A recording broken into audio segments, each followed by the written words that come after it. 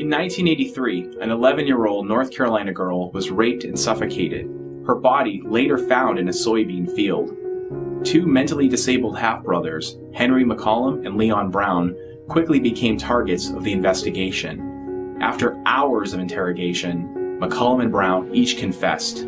They are convicted and sentenced to die. Sounds like well-served justice. Public officials in North Carolina and across the country praised their death penalty conviction. But here's the problem. McCollum and Brown were innocent. After 30 years on death row, DNA evidence revealed another man who lived near the scene and had a long record of sexual assaults was the murderer. He was never investigated during the case. We nearly executed two men for a crime they did not commit. That shows just how dangerous the death penalty really is. Even if you think that some people deserve to die, governments make mistakes. That means having to accept the unacceptable. Innocent people will die. And that can't be undone, and we cannot compensate for it the way we can with mistaken imprisonment.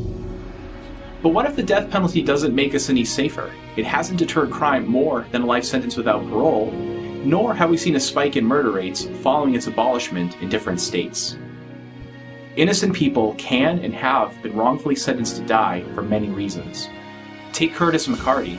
He was sentenced to death for the murder of a police officer's daughter. After 22 years in prison, he was exonerated. He returned home to his terminally ill mother, a now adult son, and a granddaughter he'd never held. 22 years of Curtis McCarty's life were stolen from him because a forensic chemist with the Oklahoma City Police Department either intentionally altered or lost evidence related to the case. That same chemist participated in over 3,000 other cases.